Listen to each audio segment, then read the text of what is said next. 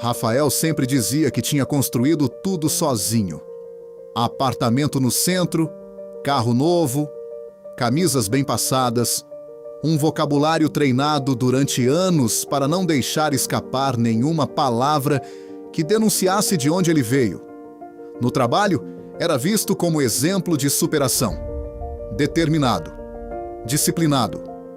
Mas existia um detalhe que ninguém conhecia. Rafael nunca levava ninguém à casa da mãe. Na verdade, evitava até mencionar que ela ainda morava no mesmo bairro de sempre. Quando alguém perguntava, ele respondia rápido: "Ela mora mais afastada, prefere sossego." Não era mentira, mas também não era verdade. A mãe morava num bairro simples, ruas estreitas, casas antigas, portões enferrujados. E Rafael tinha vergonha disso. Não dela exatamente, mas do que ela representava. Dona Lúcia nunca reclamou. Era do tipo de pessoa que falava baixo até quando estava sozinha. Ligava para o filho aos domingos, perguntava se ele estava comendo bem, se estava dormindo direito. Rafael atendia com carinho, mas sempre com pressa. "Mãe, depois eu ligo. Estou ocupado." Ele nunca percebia o silêncio do outro lado antes da despedida. Nunca percebeu que ela sempre dizia: "Tá bom, meu filho, só queria ouvir tua voz." Uma vez, ela apareceu no prédio dele sem avisar. Trouxe um bolo simples, embrulhado em papel alumínio. Rafael desceu nervoso, olhou em volta antes de abraçá-la. "Mãe, você tinha que ter avisado." Ela sorriu, tentando não ocupar espaço. "Eu estava com saudade." Ele pegou o bolo, agradeceu rápido e não a convidou para subir. Naquele dia, ele não percebeu, mas algo mudou dentro dela. O que Rafael não sabia era que Dona Lúcia ainda trabalhava, mesmo com as mãos já cansadas, mesmo com a coluna curvada. Ela dizia para todos que estava aposentada, mas não estava. 3 vezes por semana pegava 2 autocarros. Levava uma bolsa simples. Dentro, panos dobrados e um par de luvas. Dona Lúcia limpava casas. Não por necessidade imediata, mas porque fazia uma coisa que nunca contou ao filho. Ela pagava em silêncio as parcelas do primeiro empréstimo que ele tinha feito anos atrás. Aquele empréstimo que permitiu Rafael sair do bairro. Ele achava que tinha quitado sozinho. Nunca tinha conferido. Nunca perguntou.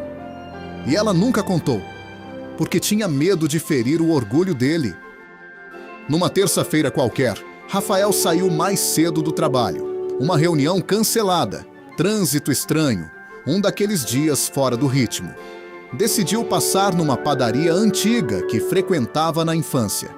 Não por nostalgia, só porque era perto. Enquanto esperava o café, viu uma cena que não estava preparado para ver. A mãe, do outro lado da rua, saindo de um prédio alto, com um balde numa mão e uma sacola de produtos de limpeza na outra. Ela não o viu. Rafael congelou. Não foi só surpresa, foi vergonha. Uma vergonha imediata, crua, infantil. Ele pensou em se esconder. Pensou em ir embora, mas ficou, observou. Ela desceu os degraus devagar, parou na calçada, massageou o próprio pulso como quem tenta enganar a dor. E depois sorriu para o porteiro, como se aquele cansaço não existisse. Rafael atravessou a rua sem pensar. "Mãe?" Ela se assustou. O balde quase caiu. Por um segundo, os olhos dela não mostraram culpa. Mostraram medo. Um medo antigo de quem foi descoberta. "Filho, o que você está fazendo aqui?" Ele não respondeu, só perguntou: "O que é isso?" Ela tentou sorrir, aquele sorriso pequeno que sempre usava quando queria proteger alguém. "Eu só estava ajudando uma moça." Mas Rafael já tinha entendido. E algo dentro dele começou a rachar. Não foi raiva, foi vergonha. Mas não dela, de si mesmo. Sentaram num banco de praça. Ela tentou minimizar, inventar versões menores da história.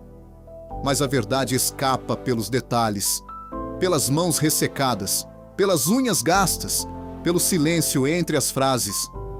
Até que ela disse, quase num sussurro: "Eu não queria que você soubesse. Você lutou tanto para sair daqui?" Ele perguntou: "Desde quando?" Ela pensou, fez contas invisíveis. Desde que você foi embora, aquilo não cabia na cabeça dele. Anos achando que tinha vencido sozinho, enquanto alguém continuava lutando escondido. Rafael começou a chorar. Não como adulto, como criança. "Por quê, mãe?" Ela demorou para responder. E quando respondeu, não parecia uma explicação. Parecia uma verdade antiga. Porque filho não precisa saber de tudo o que a mãe aguenta. Só precisa ir mais longe. Ele baixou a cabeça. E ali, naquele banco simples, tudo o que ele construiu começou a mudar de forma. Na semana seguinte, Rafael fez algo que nunca tinha feito. Faltou ao trabalho. Passou na casa da mãe de manhã, sem avisar, sem pressa. Tomaram café juntos, sem telefone, sem desculpas, sem vergonha. Meses depois, os colegas estranharam uma coisa. Rafael tinha mudado, falava mais devagar, ria mais fácil e, pela primeira vez, contou no escritório: "Minha mãe limpou casas a vida inteira, inclusive depois que eu achei que já tinha vencido." Ninguém riu, ninguém teve pena, porque havia algo novo na voz dele. Orgulho, do tipo que não faz barulho. E talvez seja isso que ninguém conta sobre crescer de verdade. Não é quando você sobe na vida, é quando você para de ter vergonha de quem te carregou até lá. E talvez o mais curioso sobre certas histórias seja isto: elas não terminam quando acabam. Elas continuam vivendo em quem escutou. Porque em algum momento, mesmo sem perceber, a história deixa de ser sobre alguém e passa a ser sobre nós. Talvez você tenha se reconhecido em um gesto pequeno, numa palavra que ficou presa, numa mensagem que nunca foi enviada, num silêncio que durou mais do que deveria. E se isso aconteceu, então esta história cumpriu o que precisava cumprir. Não para dar respostas, mas para abrir um espaço raro, onde a gente finalmente para de correr por dentro e consegue ouvir aquilo que normalmente fica abafado pela pressa. A verdade é que a vida quase nunca muda com grandes viradas. Ela muda em detalhes, num pedido de desculpas que chega tarde, mas chega. Num abraço que não resolve tudo, mas recomeça alguma coisa.